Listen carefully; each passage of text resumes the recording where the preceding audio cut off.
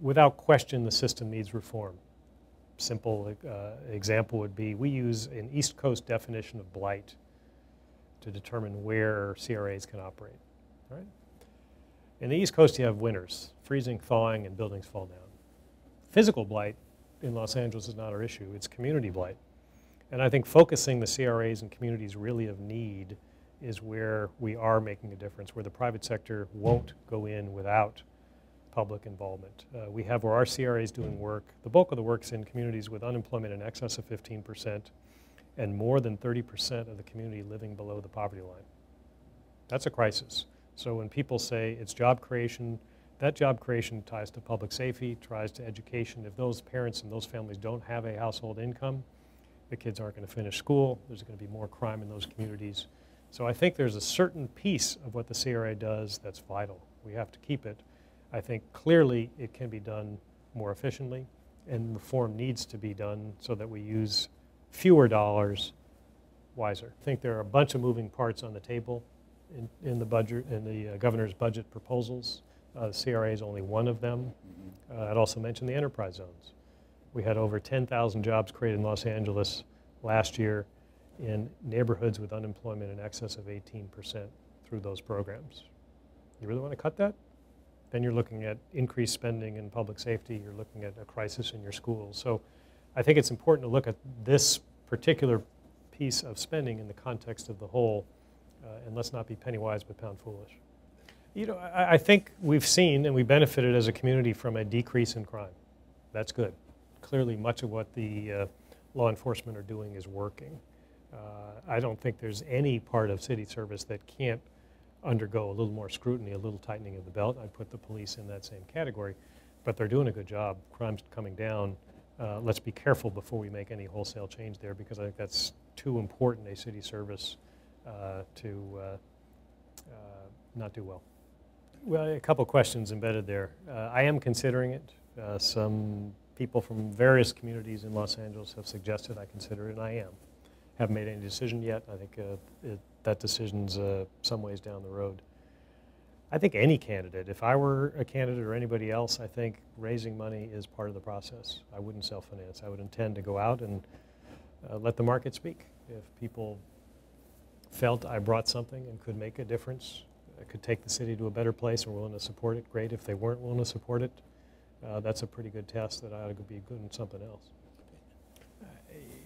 You know, it's kind of hypothetical to talk about that. I think the way I'd prefer to look at it is to say, it's really important you put yourself out there. Fundraising is part of that. Talking to folks like yourself and the media is part of that. Talking to community groups is part of it. Visiting employers, understanding why people don't have jobs, that's all part of the process. And I would think that anybody who's a candidate ought to go through that part of the process. Moved to Los Angeles 11 years ago. We love it. This is our home.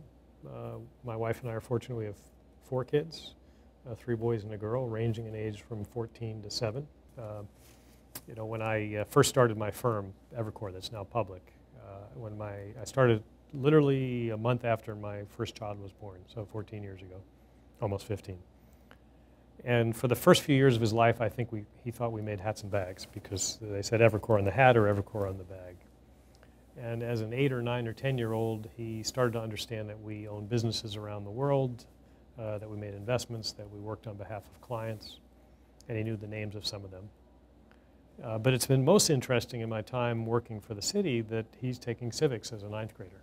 And we can talk about some of the issues. We can talk about how do you actually make the city fiscally sound? How do you go about creating jobs for Angelinos? And if that's the only life lesson I leave for my kids, I think it's a great reward for me. So we're engaged in the city. We've been engaged as long as we lived here in philanthropic organizations. I chair a college board. I've chaired school boards. I'm chairman of the California Governor's Council on Physical Fitness and Sports. The word school boards, what part of the city?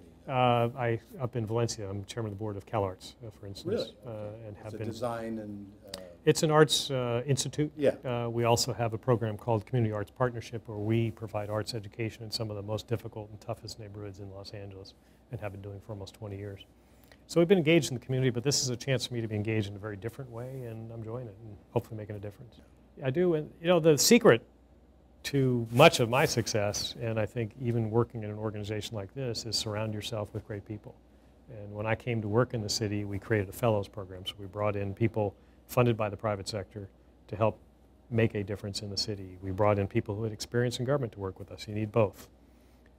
And I think you'd see throughout the track record of my career in public sector and in private sector, the first thing you got to do is build a team of good people, because I'm one person. And I might have a set of ideas, I might be able to hold people accountable, but much of the work is going to be done by my team and people I'll never meet who work with my team, and you need that kind of support to get anything done. Having partners in a business, it's an approach we've had throughout my private sector career.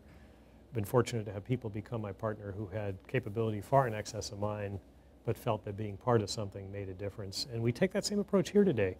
Got great working relationships with labor, environmental groups, business groups, folks who work in government, and all those groups have to come together to make a difference in Los Angeles.